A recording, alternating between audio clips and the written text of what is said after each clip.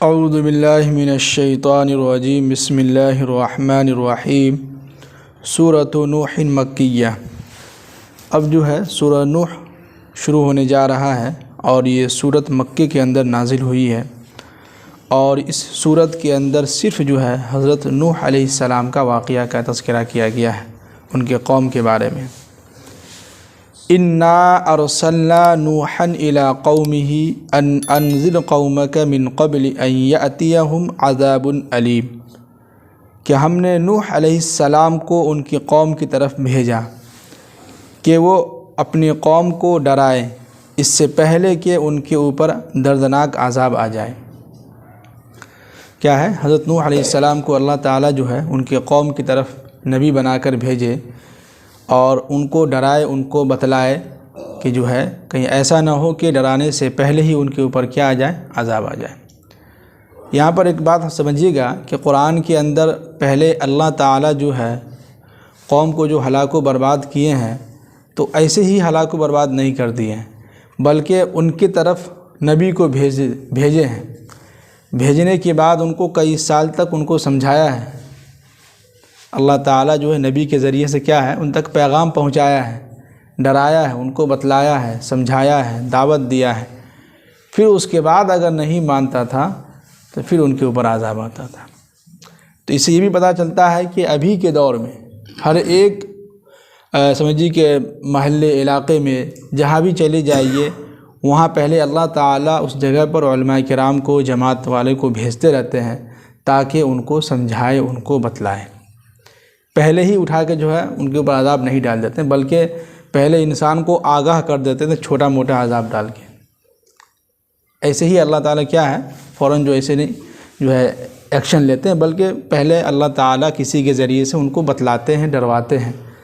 جب اگر بات نہیں مانتا ہے، جب انسان نہیں سمجھتا ہے، تب جا کے اللہ تعالیٰ ان کے اوپر جو ہے کوئی بھاری مصیبت، کوئی ایسی بیماری ان کو دے دیتا ہے کہ جس کی وجہ سے وہ ساری زندگی اسی میں مبتلا رہ جاتا ہے۔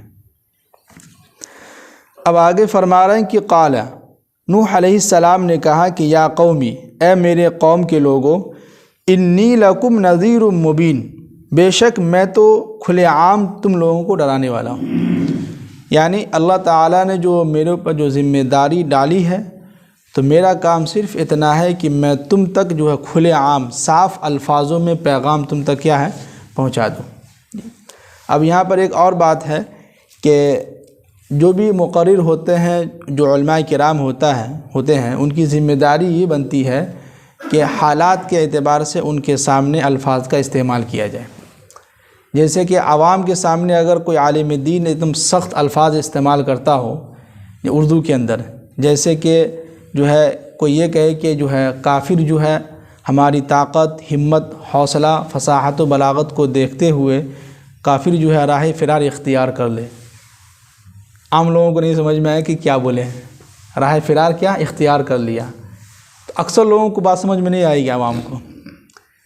تو ایسے وقت میں قرآن کیا کہتا ہے کہ انی لکم نذیر مبین، میں تمہارے ہی زبان میں کھلے الفاظ میں، صاف الفاظ میں تمہیں ڈرانے والا ہوں۔ تو اس لیے مولانا اشرف علی تھانوی صاحب اپنی کتاب میں لکھتے ہیں کہ علماء کی ذمہ داری یہ بنتی ہے کہ عوام کے اعتبار سے بات رکھی جائے۔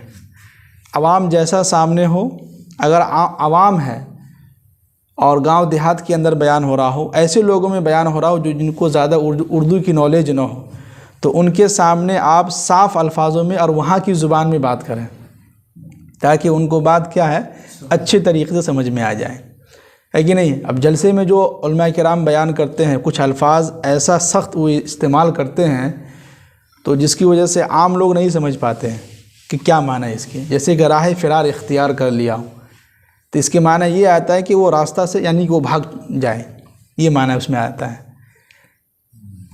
اردو میں آسان لفظ معنی ایک ہی ہوا کہ بھاگ گیا، لیکن اسی کو جو اردو میں جو استعمال کیا ہے تو راہ فرار اختیار کر لیا، تو یہ عوام ہی جو ہے عالم ہی سمجھ سکتے ہیں، علم والے ہی سمجھ سکتے ہیں کہ اس کے معنی یہ ہے کہ نہیں، جبکہ اس کا آسان معنی ہے کہ راستہ چھوڑ کے بھاگے، یعنی کہ بھاگ گئے یہاں سے، یہ ہے۔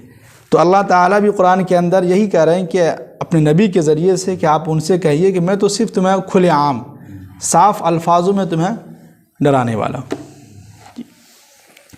اب آگے فرما رہے ہیں کہ ان اعبدوا اللہ، کہ تم سب لوگ اللہ کی عبادت کرو، واتقوہ، اور اس سے ڈرو، واطیعون، اور میرا کہنا مانو۔ یعنی ایک اللہ کی عبادت کرنا ہے اور ان سے ڈرتے رہنا ہے، اور جو بات میں کہہ رہا ہوں اللہ تعالیٰ کے تعلق سے، جو اللہ کا میں تعارف میں تمہیں کروا رہا ہوں اور اللہ کا احکام میں تم تک جو پہنچا رہا ہوں، تو اس کو کیا ہے، مانو۔ تو اس سے کیا فائدہ ہوگا کہ یغفر لکم من ذنوبکم، اس سے یہ ہوگا کہ اللہ تعالیٰ تمہارے گناہوں کو معاف کر دے گا۔ کیا کر دے گا؟ معاف کر دے گا۔ وَيُؤَخِّرُكُمْ إِلَىٰ أَجَلٍ مُّسَمًّى، اور تمہیں ایک مقررہ وقت تک تمہیں مہلت دے گا۔ کیا ہے؟ ایک جو متعین وقت ہے زندگی کا، جو جب موت آئے گی اس سے پہلے اللہ تعالیٰ تم کو مہلت دے رہا ہے، تم کو موقع دے رہا ہے۔ اور آگے فرما رہے ہیں کہ ان اجل اللہ، بے شک جب اللہ تعالیٰ کی طرف سے جب حکم ہو جاتا ہے کہ فلاں انسان کی آج موت ہونی ہے، تو اذا جاء لا یؤخر، تو اس میں کوئی مؤخر نہیں کیا جاتا ہے، یعنی کوئی ٹال مٹول نہیں ہے۔ جب وقت اللہ کی طرف سے فیصلہ ہو گیا کہ آج کے دن فلاں انسان کا انتقال ہو جانا چاہیے، تو آج ہی وہ انتقال ہوگا۔ اب آگے فرما رہے ہیں کہ لو کنتم تعلمون، کاش کہ تم لوگ بات کو سمجھتے، کاش کہ کیا ہے، تم لوگ بات کو سمجھتے۔ اب یہاں پر سب سے اہم بات یہ ہے کہ یغفر لکم من ذنوبکم، کہ اس میں جو ہے دو معنی ہیں، ایک ہے حقوق اللہ اور ایک ہے حقوق العباد۔ اللہ کا جو حق ہے وہ اللہ تعالیٰ فرما رہے ہیں کہ ہم تمہیں معاف کر دیں گے اگر تم ایمان میں داخل ہو جاتے ہو تب، اور تم نیک صالح انسان بن جاتے ہو، نیک اعمال کرتے رہو گے۔ لیکن کتابوں میں لکھے ہیں کہ حقوق العباد جو ہے وہ معاف نہیں ہوگا، وہ آپ کو ادا کرنا ہوگا۔ جو چیز ادا کرنے کی ہوتی ہے وہ ادا کرنا ہوگا۔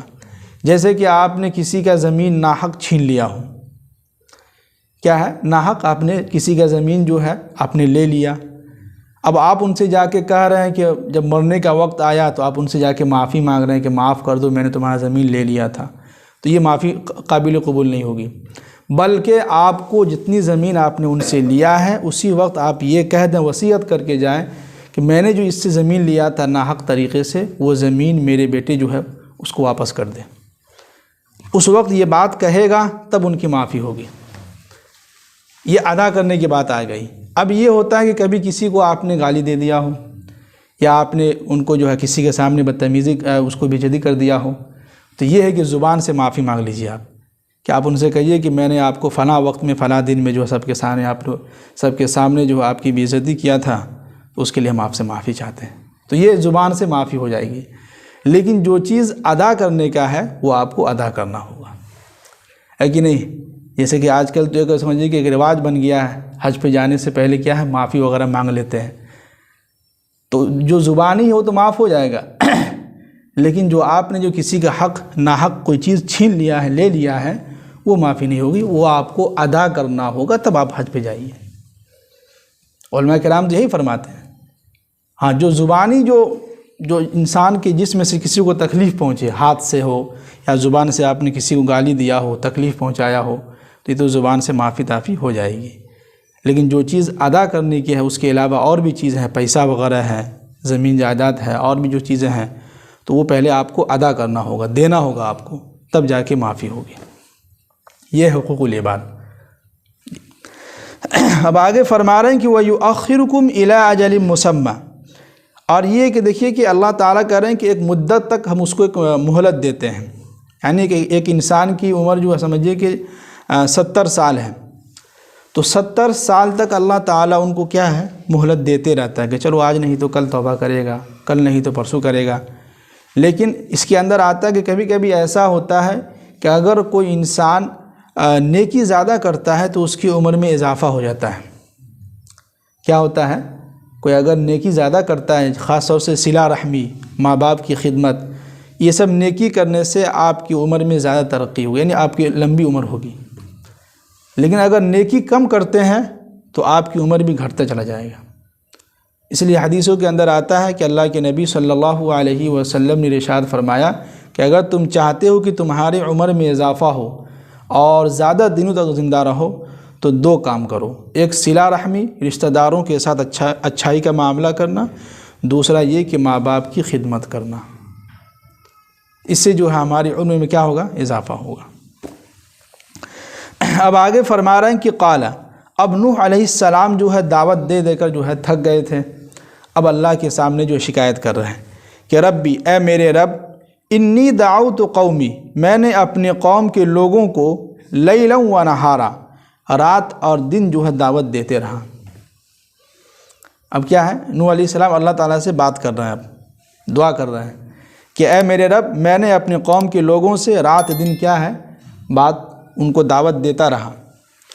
فلم یزدہم دعائی الا فرارا، اب اس کا نتیجہ یہ ہوا کہ لوگ میری بات ماننے کے بجائے لوگ جو ہے مجھ سے دور بھاگنے لگے۔